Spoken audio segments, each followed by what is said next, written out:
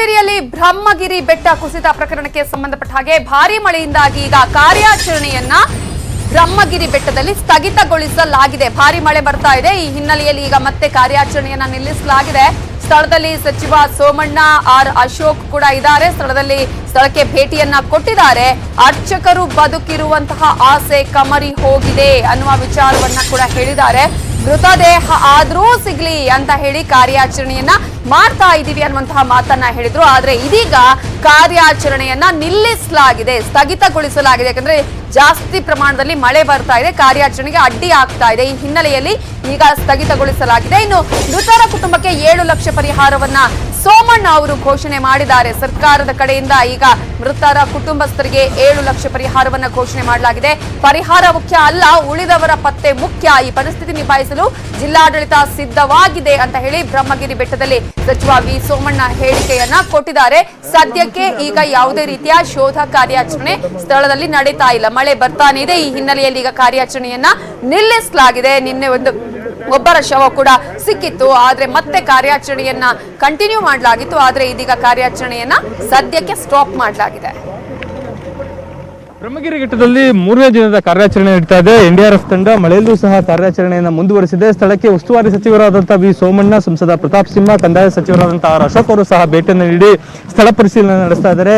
3ನೇ ದಿನ ಕಾರ್ಯಾಚರಣೆಯಲ್ಲಿ ಏನಾದರೂ ಸುಳಿವು ಸಿಗಬಹುದಾ ಅನ್ನೋ ನಿಟ್ಟಿನಲ್ಲಿ ಸಾಕಷ್ಟು ರೀತಿಯಾದಂತಹ ಮಾಹಿತಿಯನ್ನು ಸಹ ಕಲೆ ಹಾಕ್ತಾ ಇದ್ದಾರೆ. ಈಗ ನಮ್ಮ ಜೊತೆ ಸಚಿವ ಸೋಮಣ್ಣ ಇದ್ದಾರೆ, ಅವ್ರನ್ನ ಮಾತನಾಡ್ಸೋಣ.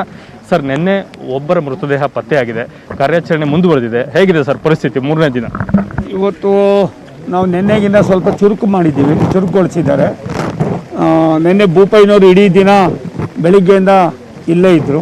4:15 ಗಂಟೆಗೆ ಒಬ್ಬರು ಆನಂದ ತೀರ್ಥ ಸ್ವಾಮೀಜಿಯವರ 2:30 ಗಂಟೆಗೆ ಇದಾಗಿದೆ ಅನ್ನೋದನ್ನು ಇದು ಮಾಡಿದ್ರು. ಅದಾದಮೇಲೆ ಇವತ್ತು ನಾವು ಅದನ್ನು ನಿನ್ನೆ ತೊಗೊಂಡೋಗಿ ಈಗಾಗಲೇ ಮಾರ್ಚರಿಯಲ್ಲಿ ಇದು ಮಾಡಿ ಅವ್ರು ಪೋಸ್ಟ್ಮಾರ್ಟಮ್ ಮಾಡಿ ಅವ್ರ ಬಂಧುಗಳಿಗೆ ಕೊಡ್ತಕ್ಕಂಥ, ಅವ್ರು ಬಂದ ಮೇಲೆ ಅವರು ಯಾವ ರೀತಿ ಅವರ ಸಂಪ್ರದಾಯದಂತೆ ಅವ್ರು ಏನು ಮಾಡ್ತಾರೋ ಅದಕ್ಕೆ ಸರ್ಕಾರ ಎಲ್ಲ ಥರದ್ದು ಸ್ಪಂದಿಸ್ತೀವಿ. ಈಗ ಮೃತರಿಗೆ ಪರಿಹಾರ ಘೋಷಣೆ ಆಗಿದೆಯಾ ಸರ್? ಹೇಗೆ? ಈಗಾಗಲೇ ಅವ್ರಿಗೆ 5 ಲಕ್ಷ ರೂಪಾಯಿನ ರಾಜ್ಯ ಸರ್ಕಾರ ಘೋಷಣೆ ಮಾಡಿದ್ದೀವಿ. ಕೇಂದ್ರ ಸರ್ಕಾರನೂ ಕೂಡ 2 ಲಕ್ಷ ರೂಪಾಯಿ ಕೊಡ್ತಾ ಇದೆ. ಒಂದು ನಮಗೆ ಪರಿಹಾರ ದೊಡ್ಡದು ಅನ್ನೋದಕ್ಕಿಂತ ಹೆಚ್ಚಾಗಿ ಬುದ್ಧಿವಂತರು, ಮುತ್ಸದಿಗಳು, ಬುದ್ಧಿವಂತರು, ಜ್ಞಾನಿಗಳು ಇವತ್ತು ನಮ್ಮನ್ನು ಅಗಲಿದ್ದಾರೆ ಅನ್ನೋದು ದೊಡ್ಡ ನೋವಾಗಿದೆ. ನಾವು ಸರ್ಕಾರ ಏನೇನು ಮಾಡ್ಬೋದು ಅವೆಲ್ಲವನ್ನು ಮಾಡ್ತೀವಿ. ಇದು ಸಚಿವ ಸೋಮಣ್ಣ ಅವರ ಸ್ಪಷ್ಟವಾದ ಮಾತುಗಳು. ಕಂದಾಯ ಸಚಿವ ಆರ್ ಅಶೋಕ್ ಅವರು ಇದ್ದಾರೆ, ಅವ್ರನ್ನೂ ಮಾತನಾಡಿಸ್ತೀನಿ.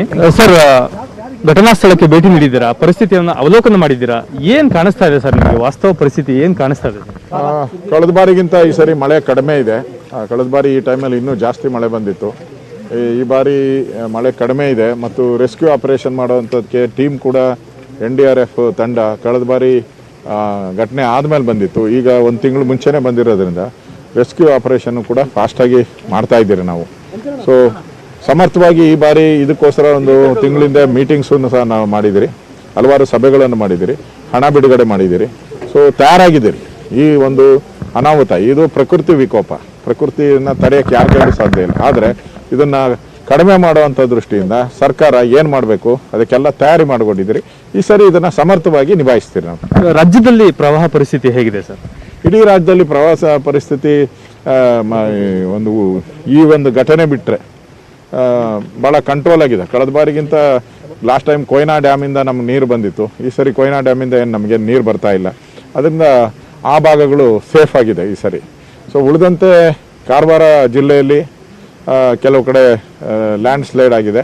ಅಲ್ಲೂ ಕೂಡ ಕೆಲವು ನಿರಾಶ್ರಿತ ಕೇಂದ್ರಗಳನ್ನು ಮಾಡಿದಿರಿ, ಸಹಾಯ ಕೇಂದ್ರಗಳನ್ನು. ಸೊ ಸಹಾಯ ಕೇಂದ್ರಗಳಲ್ಲಿ ಜನ ಇದ್ದಾರೆ, ಕಡಿಮೆ ಜನ ಇದ್ದಾರೆ. ಎಲ್ಲ ಸೇರಿಸಿದ್ರು ಕಾರವಾರ ಜಿಲ್ಲೆಯಲ್ಲಿ 100 ಜನ ಇರ್ಬೋದು ಅಷ್ಟೇ. ಇನ್ನು ಉಡುಪಿಯಲ್ಲಿ ಯಾರೂ ಇಲ್ಲ, ಮಂಗಳೂರಲ್ಲೂ ಯಾರೂ ಇಲ್ಲ. ಇವತ್ತು ಹಾಸನ್ಗೂ ಹೋಗಿದ್ದೆ, ಹಾಸನದಲ್ಲೂ ಕೂಡ ನಾನು ಭೇಟಿ ಮಾಡಿ ಬಂದಿದ್ದೀನಿ. ಅಲ್ಲಿ ಬೆಳೆ ಹಾನಿಯಾಗಿದೆ, ಬೆಳೆ ಹಾನಿಗೆ ಪರಿಹಾರ ಕೊಡುವಂಥದ್ದಕ್ಕೆ ವ್ಯವಸ್ಥೆ ಮಾಡ್ತೀನಿ.